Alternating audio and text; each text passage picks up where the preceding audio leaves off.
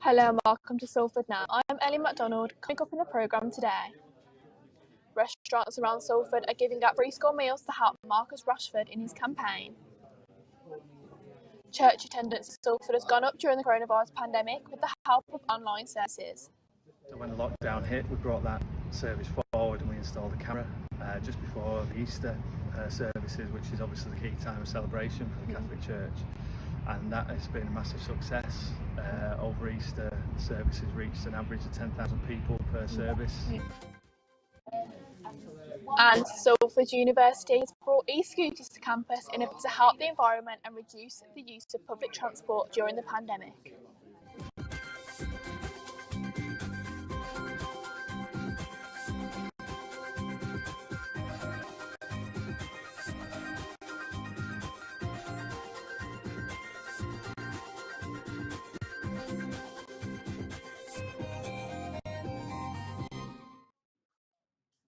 For many parents in Salford, half-term has been welcome, but footballer Marcus Rashford's free school meal campaign has highlighted how many families in our city can struggle without free school meals.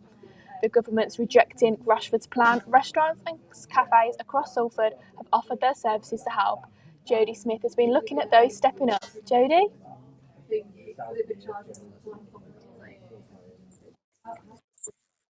It seems like a lot of businesses across the region have rushed really quickly to help organise these free meals for children this half term when they heard that families would not be provided for. For example, Penelope's Deli in Salford Quays spoke to us early today. So here is the managing director, Clara Taylor. I saw the vote come through on the news, and I didn't know other restaurants had started doing it. I think we all kind of had that same thing at the same time, where we were just like, this isn't getting fixed in that way. We work in food, we can supply food cheaper than it costs, obviously, if you're going to go and buy it. So I just put a message out saying, because it was not necessarily just to give food so people could eat, it was to alleviate that stress. So if you think what we're going to do next week, you had an option, so hopefully you didn't have to worry about it for the weekend of what you were going to do the following week.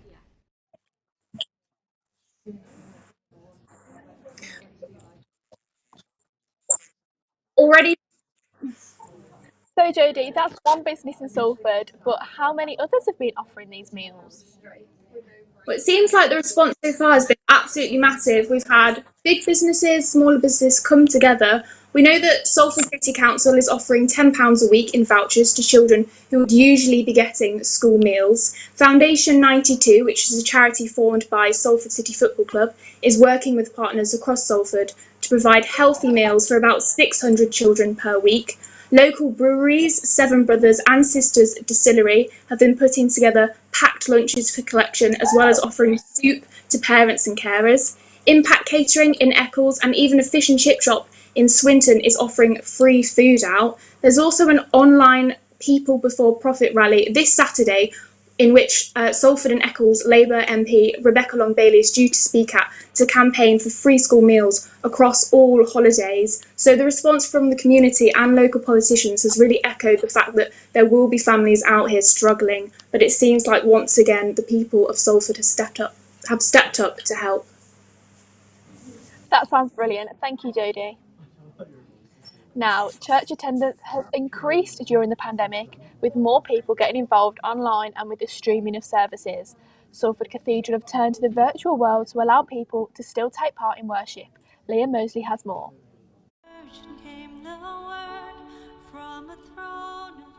Since the pandemic, many churches in Salford have had to close and resort to doing their services online. Dom Hindman, the communications officer at the cathedral, tells us about their success. So when the lockdown hit, we brought that service forward and we installed a camera just before the Easter services, which is obviously the key time of celebration for the Catholic Church. And that has been a massive success. Over Easter, the services reached an average of 10,000 people per service. However, there is still an ever-growing demand of physical services, and with strict restrictions in place, people have often been turned away. But it's probably one of the most difficult aspects for us, is in terms of, sadly, sometimes we do have to turn people away, and as a church, that just goes against everything that we do. We don't want to turn people away from church, but ultimately we have to follow the guidance. The Reverend Dr. Neil Hudson, the minister here, told us about their experience since the pandemic began. At the moment, it is possible to go to a church service in person. Yeah. It's just that you have to sit 2 meters apart, you're not allowed to sing, you've got to wear a mask, you can't do children's work easily. So we have chosen not to, because our building that we meet in was far too small anyway, and because most of the things that make church for us, we wouldn't be able to do. Would you say that the online services are as effective as physically going into church? Not really. I mean, there's really no substitute for personal touch. If you were to give people options, they would prefer to meet in person, and have that experience. Because again, when you have a church service, during praise and worship session, everyone is singing together, and it has, a positive impact on you. But here, you're just watching the screen. The amazing thing is, like, we have this technology now, but maybe, I don't know, 10 years ago, 20 years ago, if COVID had hit then, like, what would, I don't know what you'd have done, Neil.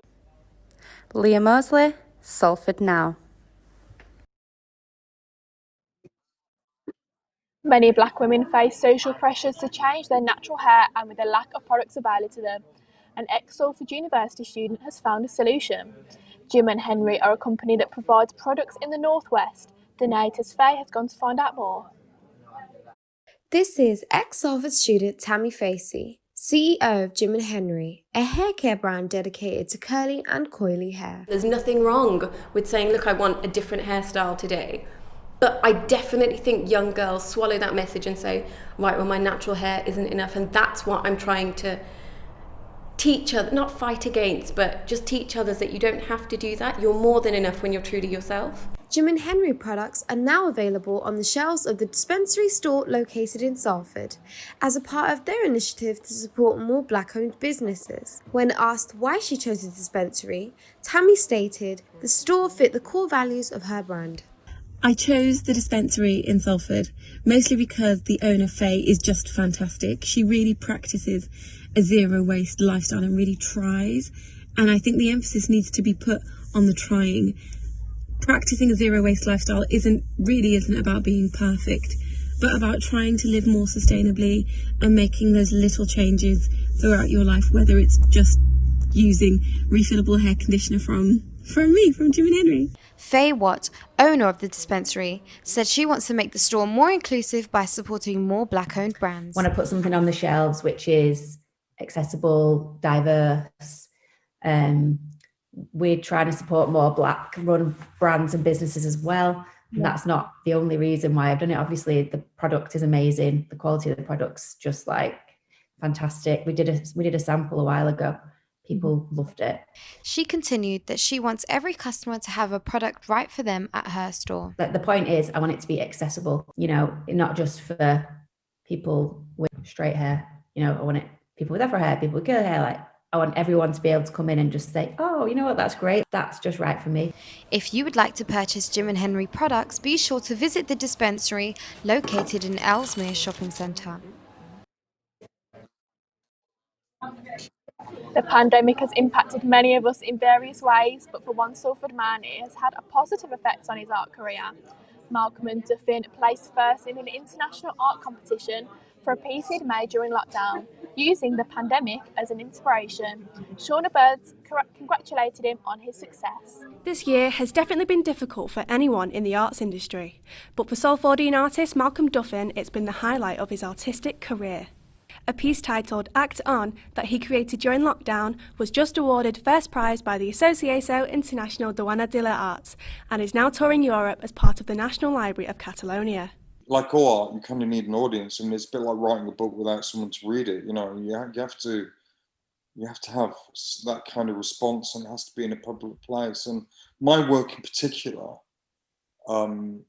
brings other people in, and So Act On was very similar in that line of thinking. Is that again, it was created in lockdown, and it was using, you know, Anne Bronte, an author from 150 years ago, as a starting point. But actually, it was all very much about the pandemic and wanting to be outside and be somewhere, and working with local people in Haworth and Scarborough to create that work.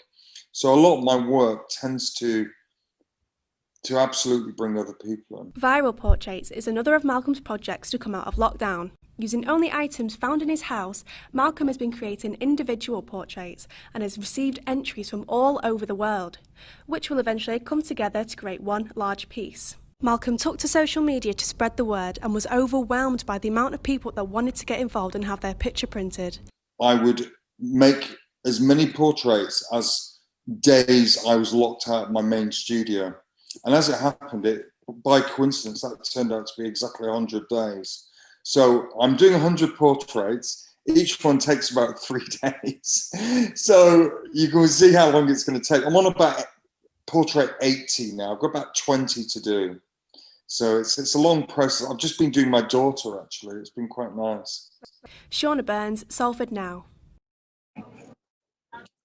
Next, and many of us are missing live music during the pandemic, with Salford's famous venues falling quiet. But with the Music Shed in Eccles, they've been organising gigs every Friday night for students and teachers to showcase their talents. Bethan Edwards went to see what they've been up to. So nice, so nice, I got you. The Music Shed in Eccles have been organising online live gigs for students and teachers to showcase their talents. Every week we are putting on Friday night online gigs. So last week our teachers performed, the week before our teen band performed. To be honest with you, we've had more views than I ever thought we would, and we've been getting great feedback about it as well. So the Music Shed opened 3 years ago and offers lessons to children from age 5 and also has a number of mature students as well. Watched the concert on Friday night. It was great. Did you see? Quite at that stage yet. I think I've got a long way to go before I get to that. Particularly good on Friday, I thought. Both me and my wife watched it, and quite a number of other people watched it as well. It's like everything, people have got to get to know about it. It was certainly better than anything that was on mainline TV, that's for sure. Normally the school has 2 concerts a year for all their students to take part in. They are currently adapting the way their Christmas show will take place this year. We didn't get to do it in summer, but we're in the process of trying to plan an online event where it's interactive, and they get to do a performance for their friends and family, albeit online. But in fact, we're really, really, really excited about it. I think it's probably going to be one of the best projects we've ever worked on. E-scooters have come to the main campus of Salford University to try and help the environment as well as to get students around a little faster. Our reporter David Poucher has been trying them out. Is this the future of transport? The University of Salford seems to think so, as it's become the first university in the UK to have them on their campus. But why now, and why Salford?